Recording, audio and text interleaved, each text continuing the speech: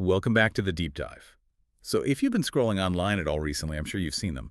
These ads for ayyecoeeye.com. You know, the huge warehouse sale ads for like instant dentures or high-tech reading glasses for $19.99. Today we're going to cut right through that noise. We're doing a deep dive on this one shop to pull out the red flags. Basically, to give you the blueprint these scam networks use. It's kind of the ultimate shortcut to spotting them. Oh, absolutely. And that instant gratification is what makes them so powerful. The deals look incredible, but the second that little alarm in your head goes off, the too good to be true one, well, you need to know the whole operation is built just to trick you. Okay, let's unpack this then. Let's start with the site's massive identity crisis. At first glance, it looks sort of professional. You know, it takes PayPal, the pictures are decent, but then you start digging. Get this. The About Us page tells this whole story about a company they call Ayyecoeeye. Ayyecoeeye, okay. Yeah. But then, if you go to their terms and conditions, it mentions a completely different website, ayyecoeeyecom. Ah, so that's 3 different names already. Ayyecoeeye, Ayyecoeeye, and Leo. Exactly. And the domain itself.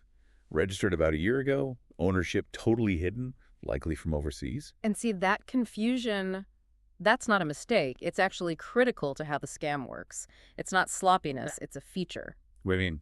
Well, they use one name for the store, another for marketing, a third for legal. It gives them this plausible deniability. They can just switch identities the moment the bad reviews start piling up. Okay, so they set up this confusing identity to be able to disappear. But how do they actually make money off of it? I mean, enough to keep this whole rebranding cycle going. Well, that goes straight to the pricing. That kitchen gadget for $19.99 that caught your eye.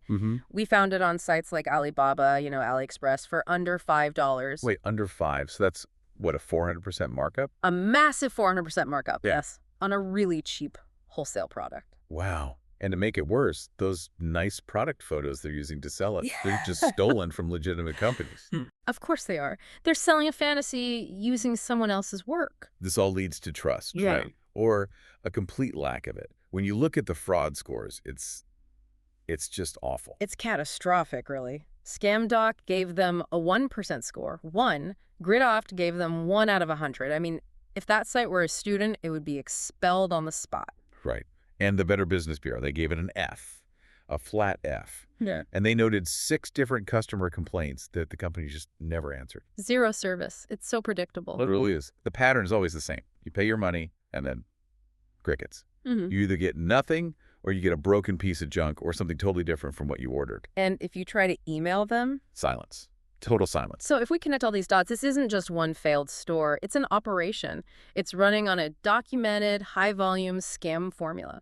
You know, the aggressive social media ads, the copied legal pages, hidden ownership, and then the crucial part.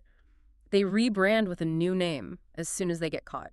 Rinse and repeat. So what does this all mean for you listening at home? When you see these flashy deals, the blueprint to avoid is pretty simple. Yeah. It's that combination, right? The hidden ownership, those totally inconsistent legal pages, and the terrible fraud scores.